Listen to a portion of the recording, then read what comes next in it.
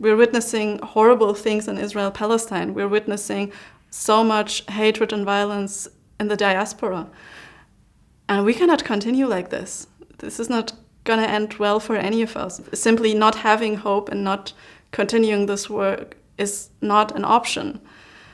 I don't want my kids, I don't want next generation to talk about another Nakba. I don't want next generation to say still like they all want to kill us, because that happened to my mom. I don't want this to happen again. And that's only possible if we just stop really ignoring each other's pain.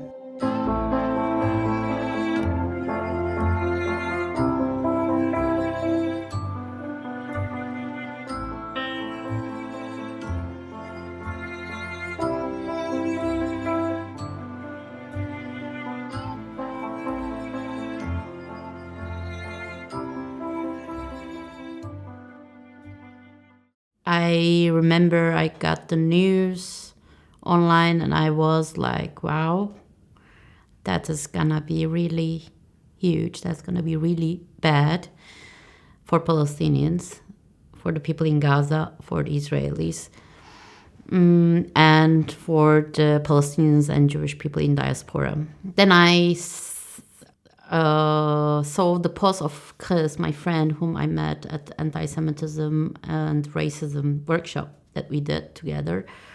And she is Jewish. And then I talked to her and then I was like, yeah, maybe you want to come home here. We can have a dinner. And then we sat and we were talking about similar feelings, like, and we should do something and what then? And I was like, maybe we should just like go to the street, but we should do it in a way that we feel comfortable. And we need to grieve together, so we need to make a demonstration. And we did it in 3 days. And it was amazing. Like there were, I think, 400, 500 people walking with us and grieving with us. We were like hugging, and there were people hugging each other, crying. It was like really a place where we could let our feelings without pointing fingers, without saying, no, you did that.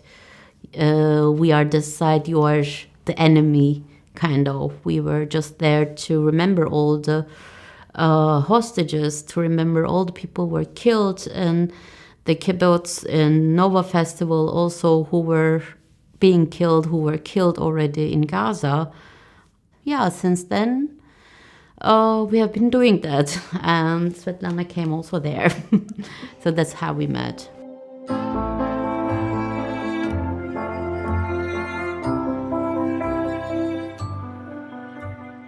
I was really scared for all of us. And I already knew that our identities are being weaponized against each other. And I was thinking this is going to become even worse.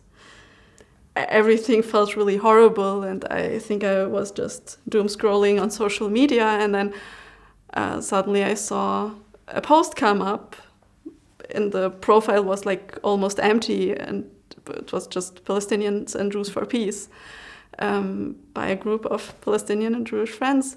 And I was like, this sounds like my crowd. And I wasn't even looking for a place to do any political activism or anything. I was just thinking, like, I really need a community and people who understand me right now. And I was like, whatever you're doing, I'm in.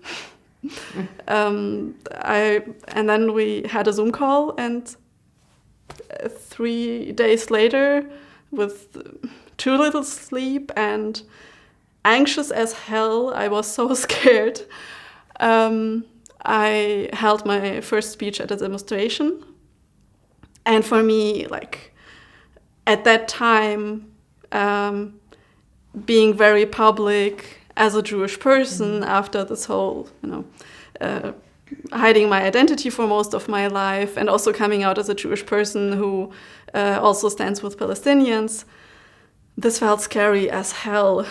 But I felt like I cannot look at myself in the mirror again if I will just do nothing about it.